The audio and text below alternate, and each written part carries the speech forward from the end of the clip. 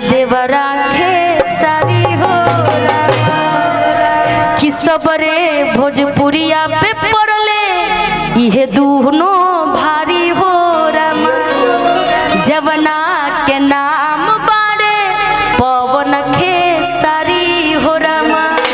कि दोनों भोजपुरिया बारे खाटी बिहारी हो। भगवान करे कि सभी कलाकार में ऐसी प्यार मोहब्बत बना रहे और पवन जी हमारे बीच में सांसद बन के आए, यही हम सबकी कामना है। और हमेशा तो आपने नेता को ही नेता बनाया, इस बार कलाकार के बेटा को एक बार नेता बना करके दिखाए तो बहुत अच्छा रहेगा, क्योंकि सभी कलाकार आज काराकाट में देखे होंगे आप सभी लोग, कंटिन्यू सभी कलाकार वहीं व्यस्त है, हम भी व्यस्त थे, लेकिन आज का कार्यक्रम था मुखिया जी का देन था कि हम लोग भी यहाँ पे उपस्थित है, वरना सब तो वहीं पे हम लोग व्यस्त थे। लेकिन सब पे भारी दो बिहारी जिसका नाम ओनली ओन पवन और खेसारी ना जी। और आज बड़ी सौभाग्य की बात है भोजपुरी के लिए कि हम सभी कलाकार आज एक साथ हैं, साथ साथ हमारे पवन जी और खेसारी जी भी। सबने न्यूज़ देखा है ना जी, आज लाइव देखे थे कि पियावा पवन और देवरा खेसारी ना। रुकिए मैं कोशिश करती हूँ इस गाने को गाने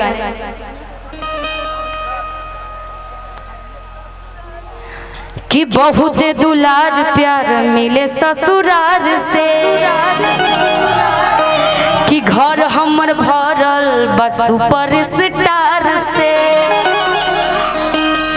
एगो भौजाई कहतरी, ठीक थोड़ी नियर भौजाई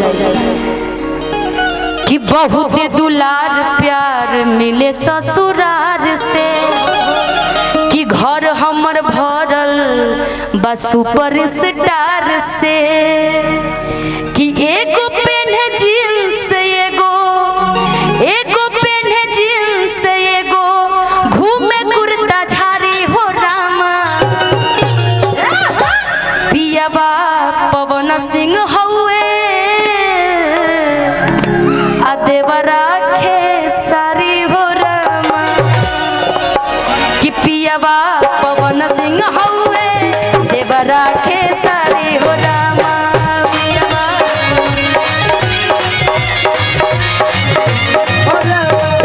पियावा पवन सिंह हउए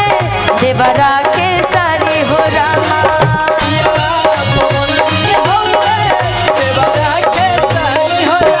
बहुत दुलार प्यार मिले ससुरार से घर हमर भरल बस सुपर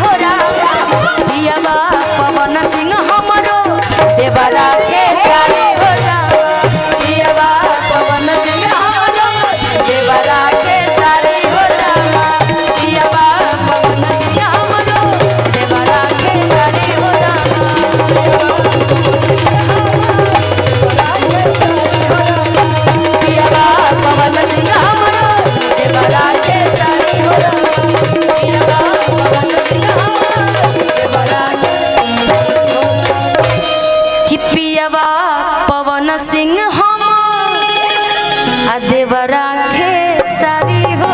रामा कि सबरे भोजपुरिया पे पड़ले इहे दूनो भारी हो रामा जवना के नाम बारे पवन खेसारी हो रामा कि दोनों भोजपुरिया बारे खाटी बिहारी हो रामा। भगवान करे कि सभी कलाकार में ऐसी प्यार मोहब्बत बना रहे और पवन जी हमारे बीच में सांसद बन के आए, यही हम सबकी कामना है। और हमेशा तो आपने नेता को ही नेता बनाया, इस बार कलाकार के बेटा को एक बार नेता बना करके दिखाए तो बहुत अच्छा रहेगा, क्योंकि सभी कलाकार आज काराकाट में देखे होंगे आप सभी लोग, कंटिन्यू सभी कलाकार वहीं व्यस्त हैं, हम भी व्यस्त थे, लेकिन आज का कार्यक्रम तो मुखिया जी का देन था कि हम लोग भी यहाँ पे उपस्थित है, वरना सब तो वहीं पे हम लोग व्यस्त थे। लेकिन